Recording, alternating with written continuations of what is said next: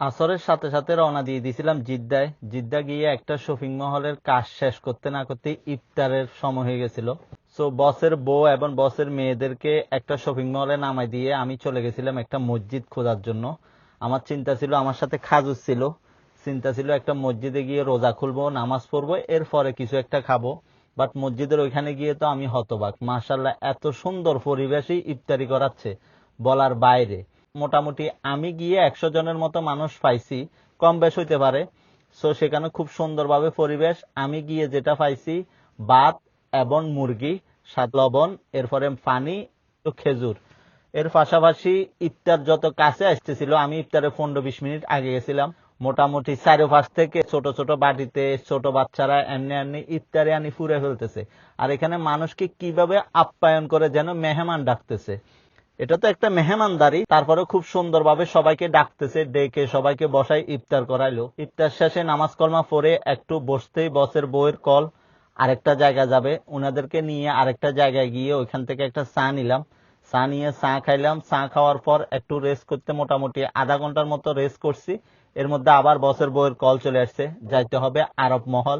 চলে গেলাম উনাদেরকে নিয়ে আরব মহল। ওইখানে উনাদেরকে নামাই দিয়ে কোথাও পার্কিং পাচ্ছি না, মোটামুটি জ্যাম ছিল, তেমন একটা বেশি না, কারণ ইফতারের পর পর আছে পার্কিং, পার্কিং এ টাকা দেওয়া লাগবে। আমি চাচ্ছিলাম বাইরে কোথাও বসতে, বাট বাইরে তেমন একটা জায়গা নাই।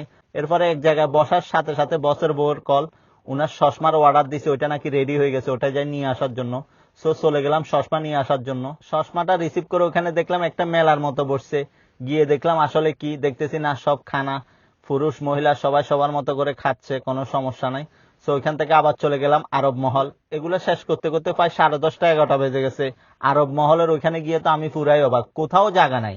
আমি কত দূরে বসে আছি, তারপরও রাস্তার পাশে, মানে ভয়ও লাগতেছে মনের মধ্যে যদি চলে আসে বা কোনো একটা সমস্যা হয়। গাড়ির সাথেই আছি, আগে পিছে সব গাড়ি, মোটামুটি সবাই সবার মতো করে এলোমেলো ওখানে পার্কিং করে রাখছে, কোথাও জায়গা নাই, কি করবে। যাই হোক, ওইখানে অনেকক্ষণ বসার পর এরপরে বসের বউয়ের কল আসছে। সো উনাদেরকে রিসিভ করে রওনা দিয়ে দিছি বাসার দিকে। বাট বাসার দিকে আসতে আসতে আবার গাড়িতে প্রবলেম, গাড়িতে সেই আগের মতো সিগন্যাল চলে আসছে আজকে। এখন আমি বাসার সামনেই বসে আছি, গাড়ির বনাট খুলে, মানে গাড়ির ব্যাটারি লাইন খুলে দিছি যাতে সিগন্যালটা চলে যায়, কারণ বস আছে এখানে। সবকিছু ঠিকঠাক করে বসকে আবার দিয়ে আসবো। আসলে রোজা থেকে জার্নি করে ইফতারের পরে রেস্ট না নিতে পারলে একটু টায়ার্ড লাগে, এমনি টায়ার্ড লাগতেছে, এলোমেলো করে ভিডিওটা বানাইছি।